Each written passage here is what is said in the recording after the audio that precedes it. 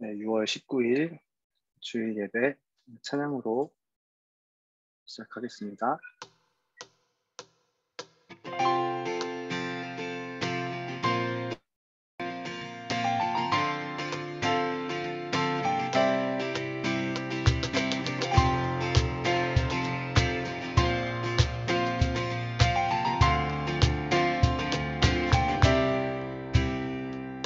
나는 노래하네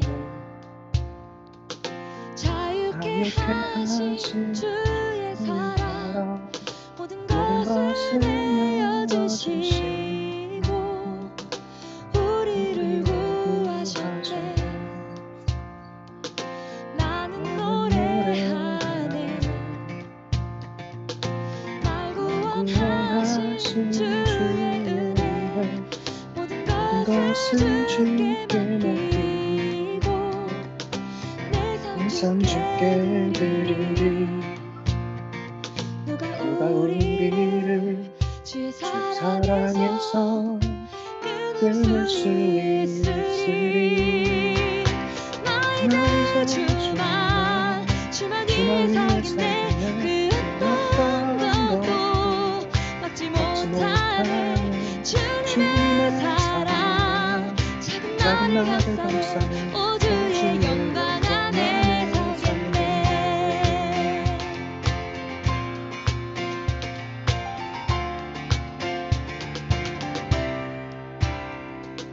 나는 노래하네 날 구원하신 주의 은혜 모든 것을 주께 맡기고 내 삶 주께 드리리. 누가 우리를 주의 사랑에서 끊을 수 있으리. 나 이제 주만 위에 살겠네. 그 어떤 것도 막지 못하네. 주님의 사랑 작은 나를 감싸네. 오 주의 영광 안에 살겠네. 나 이제 주만 위에 살겠네. 그 어떤 것도 막지 못하네. 주님의 사랑 작은 나를 감싸네. 오 주의 영광 안에 살겠네. 나 이제 주만 위에 살겠네. 그 어떤 것도 막지 못하네. 주님의 사랑 작은 나를 감싸네. 오 주의 영광 안에 살겠네.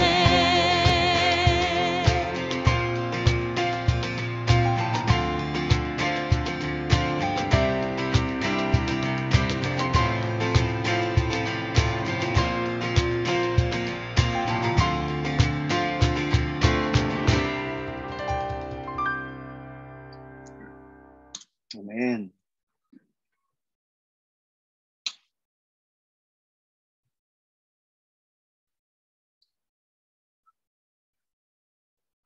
네, 오늘 말씀 짚을게요.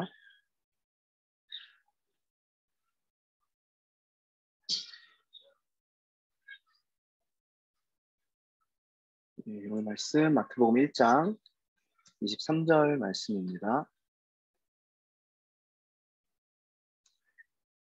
보라, 처녀가 잉태하여 아들을 낳을 것이요 그의 이름은 임마누엘이라 하리라 하셨으니 이를 번역한즉 하나님이 우리와 함께 계시다 함이라.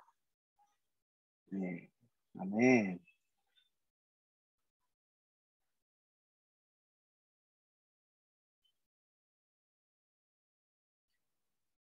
네, 기도하고 오늘 말씀 같이 나누겠습니다.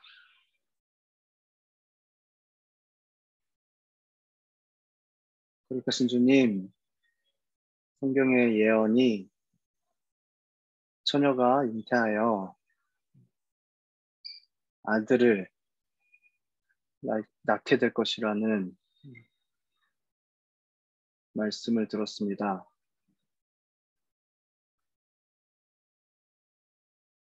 그 처녀는 바로 하나님께서 마리아로 택하셨는데 그 마리아는 그 당시 얼마나 놀랐을지 생각을 해봅니다. 또한 우리와 항상 함께 계시다 라고 불리게 될 예수님에 대해서도 주님의 말씀을 듣습니다. 마지막으로 하나님의 말씀이 성취되는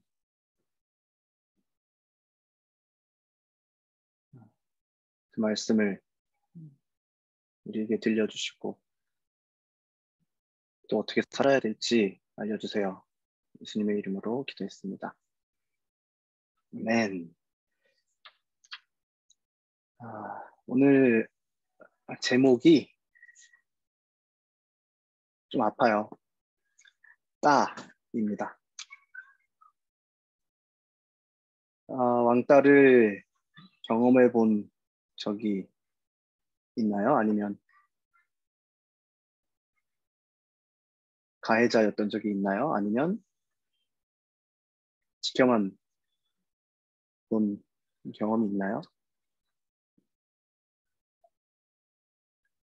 누군가가 누군가를 따돌린다라는 것은 참 마음 아프고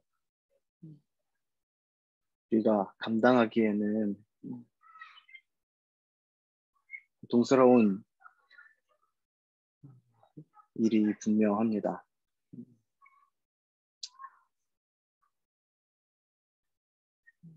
쉽게 이야기할 수 없는 주제이면서 동시에 학창 시절을 이야기할 때 빼놓을 수 없는 주제이기도 하죠. 전도사님이 친구들 학교 안에서 어떻게 지내는지가 많이 궁금해서 뭐 중학생 브이로그, 고등학생 브이로그 이런 것도 찾아봤었어요. 그런데 그 브이로그 안에서는 실제 교실 안에서 내가 친구들이랑 같이 호흡하고 있다는 느낌을 못 받았어요. 무슨 말이냐면 그 브이로그 영상들은 전부 다 이제 예쁜 거, 그 영상 제작자가 보여주고 싶은 것들을 올리죠. 그러다 보니 실제 친구들이 반 안에서 1분 1초 친구들이랑 대화하고 또 지내는 그런 시간들을 공감할 수가 없었습니다. 그러던 중에 우연히 한 영상을 봤어요. 웹드라마 유튜브고요. 네, 제목이 따입니다. 내용이 너무 현실적이고 또 아픈 이야기들이라서 많이 공감하면서 봤습니다. 그 영상을 보고 또 친구들이 얼마나 힘들게 학창 시절을 보내고 있는지 알게 됐어요. 오늘 본문에는 마리아가 나오죠. 마리아는 따돌림 당하는 사람으로 등장합니다. 왜 따돌림을 당하나요? 억울한 일을 겪었는데요. 바로 성령님으로 잉태가 된 사건입니다. 친구들은 성령님으로 한 여자가 임신했다라는 사실을 믿지 않을 수도 있어요. 또 믿는 친구들도 있겠죠.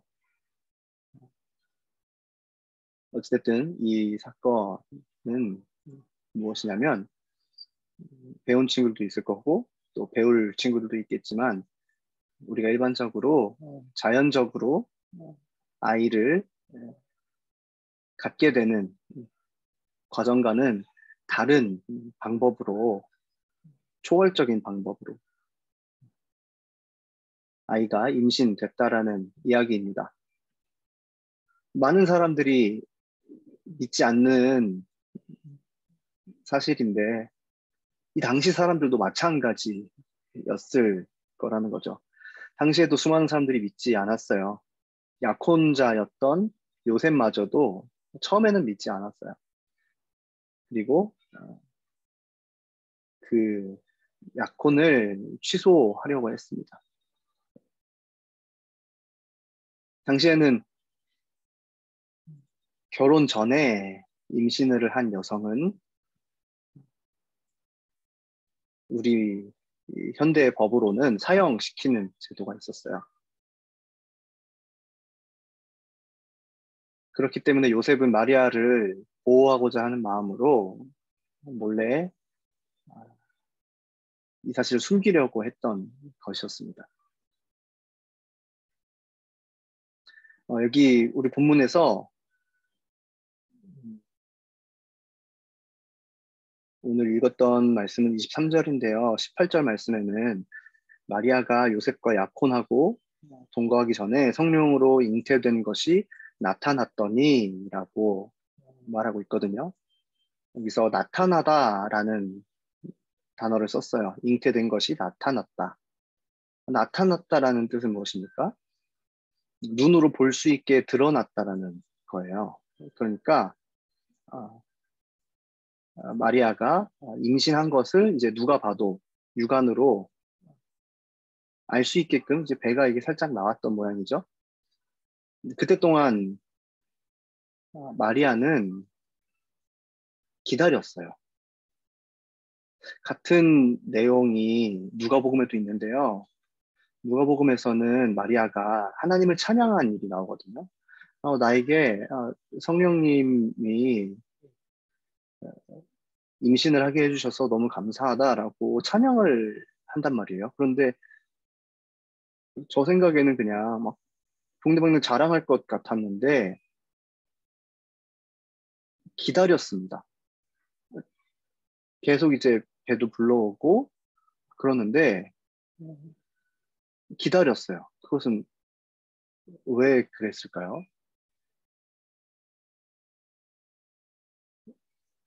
제 생각에 마리아는 죽음을 각오했던 것 같아요.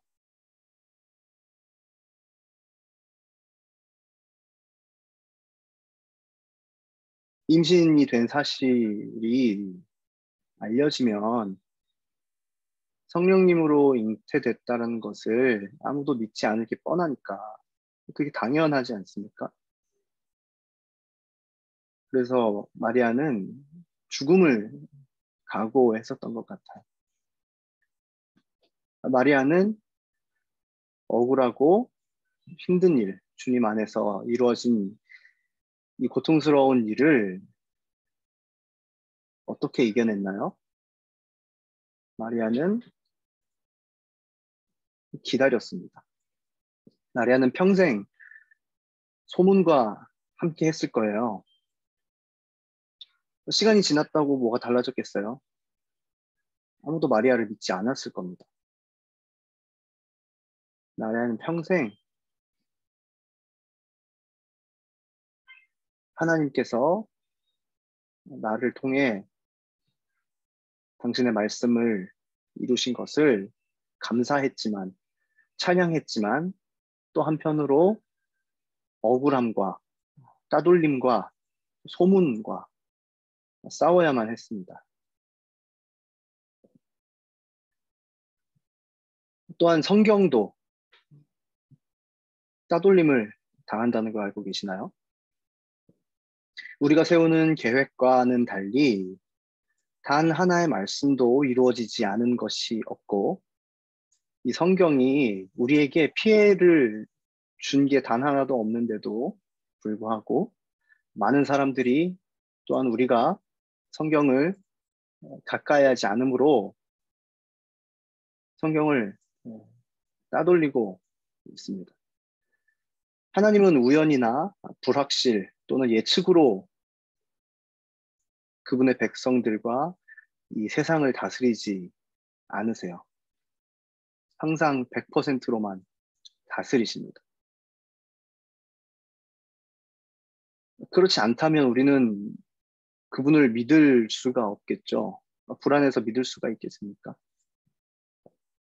이렇게 완전한 하나님의 말씀인데 이 성경을 금서, 금지된 책, 읽지 말자라는 운동까지 벌이고 있는 시대에 우리가 살고 있다는 사실을 알고 계시나요? 성경은 이렇게 억울한 일을 당하고 있고 모욕을 당하고 있고 따돌림을 당하고 있는데요. 성경은 어떻게 여기에 대해 대응하고 있는지 아세요? 성경도 기다리고 있습니다. 우리가 이 성경 말씀을 들고 읽기를 기다리고 있습니다. 가장 큰 따돌림을 당하는 분이 한 분 계시죠. 바로 예수님이십니다. 오늘 말씀에 그의 이름은 임마누엘이라 하리라 하셨으니 이를 번역한 즉 하나님이 우리와 함께 계시다 함이라 라고 되어 있었어요. 예수님은 우리와 항상 함께 계시는 분이신데도 불구하고 우리는 늘 그분을 무시하죠. 같이 있는데 없는 것처럼 여기고 심지어 굳게 그렇게 믿기도 하죠. 같이 있는데 없는 사람인 것처럼 무시를 당해요. 이것이 제일 고통스러운 일 아닙니까? 또 제일 모욕적인 것 아닙니까? 예수님은 감정이 없으신 분이 아니잖아요.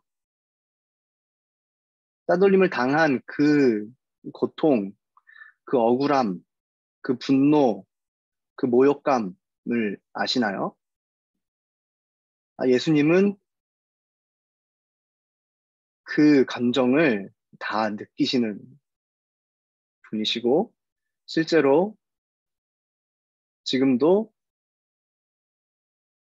그 감정으로 인해 아파하고 계세요. 그러나 예수님은 우리를 어떻게 대하시죠? 예수님은 기다리고 계십니다. 그 감정을 느끼면서 동시에 한없는 사랑으로 기다리시는 것이죠. 그래서 우리는 그분이 한없는 사랑이시며 또한 한량없이 오래 참으시고 기다리시는 분이다 라고 말하는 것입니다. 이 모든 일이 일어난 것은 선지자의 말씀을 성취되게 하려 함이라 라고 우리가 읽었던 본문의 그 맥락의 마지막 부분에 써 있는데요. 이것이 하나님의 말씀은 그냥 이루어지지 않는다라는 것을 우리에게 알려줍니다. 하나님께서는 말씀하시고 하나님의 말씀을 이루시는 분이신데 그 말씀이 이루어지는 데에는 대가를 치러야 된다라는 것입니다. 그냥 이루어지는 게 아니에요. 그냥 기능적으로 하나님이 말씀하셨고 그 말씀이 그냥 뭐 뚝딱 이렇게 나타나는 게 아니라 누군가가 대가를 치러야만 하나님의 말씀이 성취된다라는 것이죠.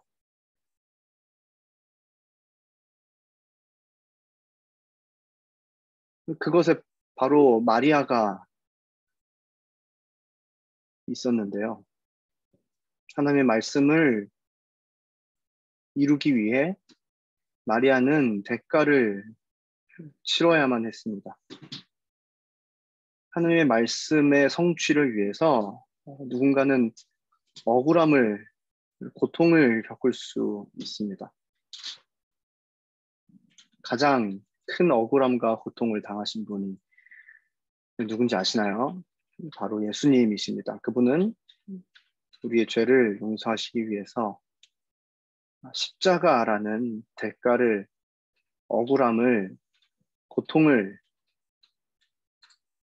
받으신 분이세요.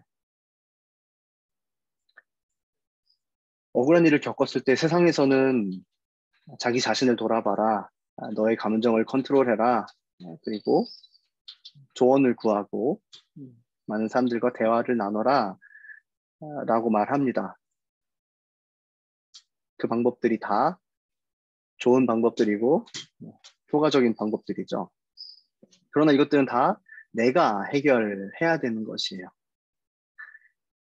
하나님의 뜻대로 살다가 겪는 억울함은 하나님이 해결해 주십니다.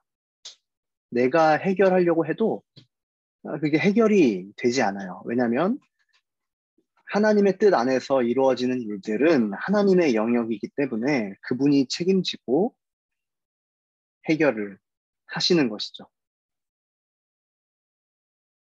마리아의 경우에는 어떠했습니까? 천사가 나타나서 요셉에게 말을 하죠. 내가, 하나님이 이 일을 이룬 것이니 너는 마리아와 결혼하여라 라고 말함으로 그 둘 간의 오해는 풀리게 됩니다. 그런데 해결을 안 하실 수도 있어요. 역사 속에 있었던 수많은 순교자들, 그리고 가깝게는 북한의 그리스도인들,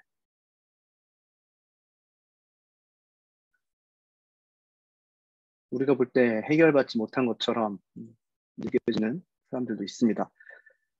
그러나 한 가지 확실한 것은 우리가 하나님의 뜻 안에서 살다가 억울한 일을 겪는다면 그것은 그냥 일어난 일이 아니라는 사실인 것입니다.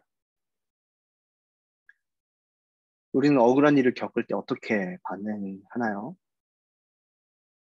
성경은 억울한 일을 당했을 때 기도하고 또 기다리라라고 하는데요.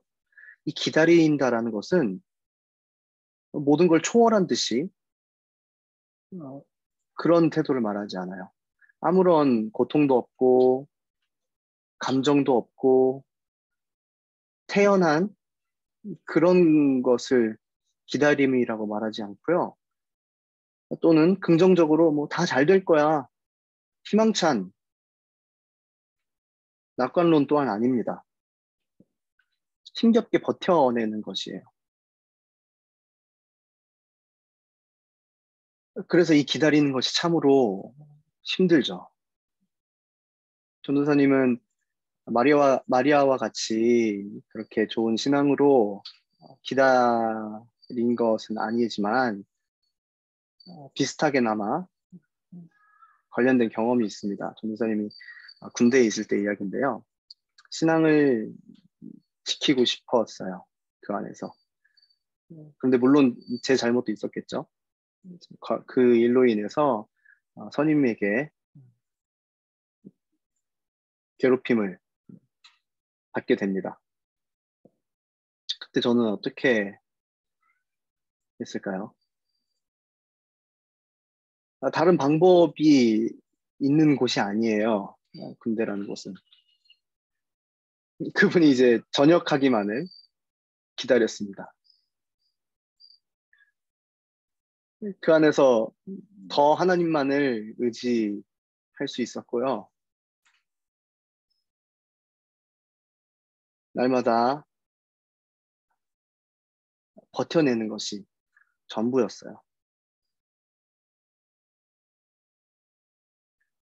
여러분의 삶이 누군가는 이러할 것입니다. 버텨내야만 하고 이유도 알 수 없고 고통스러운 날들의 연속일지 모르겠어요. 그러나 한 가지 확실한 것은 하나님께서 이 모든 것들을 알고 계시다는 것, 그리고 고통과 아픔 가운데 날마다 살아가고 있다면 여러분은 잘 기다리고 있다라는 것입니다.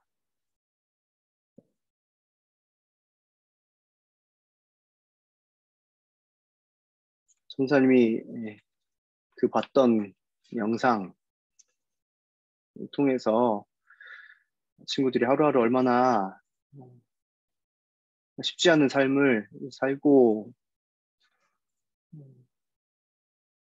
있구나라는 것을 알게 된 것처럼 우리 하나님이 여러분의 삶을 다 아신다라는 것, 그것을 기억하며 일주일을 살아가면 참 좋겠습니다. 찬양으로 주님께 기도드리겠습니다.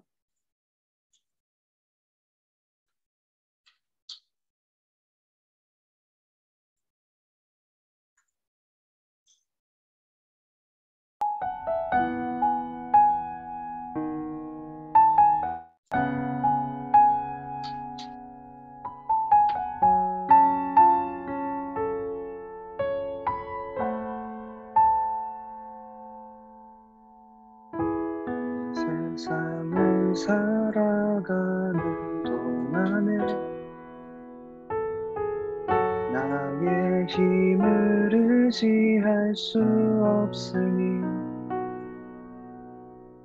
기도하고 낙심하지 말 것을 주께서 참 소망이 되심이라.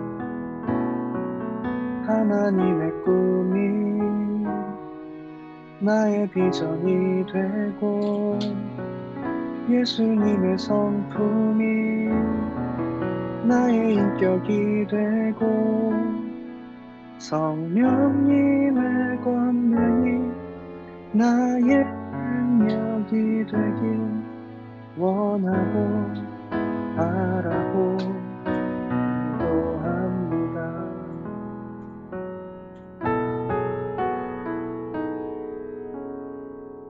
이 세상을 살아가는 동안에 나의 힘을 의지할 수 없으니 기도하고 낙심하지 말 것을 주께서 참 소망이 되심이라. 주의 길을 걸어가는 동안에 세상의 것 의지할 수 없으니 감사하고 낙심하지 말 것을 주께서 참 기쁨이 되시니라. 하나님의 꿈이 나의 비전이 되고 예수님의 성품이 나의 인격이 되고 성령님의 권능이 나의 능력이 되길 원하고 바라고 기도합니다. 하나님의 꿈이 나의 비전이 되고 예수님의 성품이 나의 인격이 되고 성령님의 권능이 나의 능력이 되길 원하고 바라고 기도합니다. 하나님의 꿈이 나의 비전이 되고 예수님의 성품이 나의 인격이 되고 성령님의 권능이 나의 능력이 되길 원하고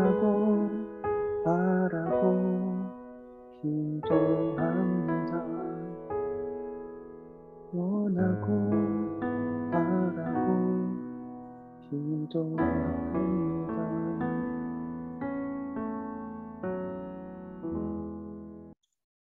아멘.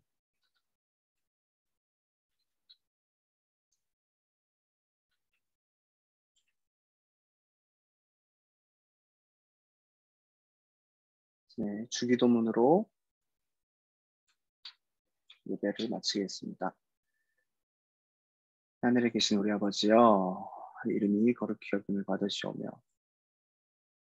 나라의 마옵시며 뜻이 하늘에서 이루어진 것 같이 땅에서도 이루어지이다. 오늘날 우리에게 일용할 양식을 주옵시고 우리가 우리에게 죄 지은 자를 사하여 준 것 같이 우리의 죄를 사하여 주옵시고 우리를 시험에 들게 하지 마옵시고 다만 악에서 구하옵소서. 나라와 권세와 영광이 아버지께 영원히 있사옵나이다. 아멘.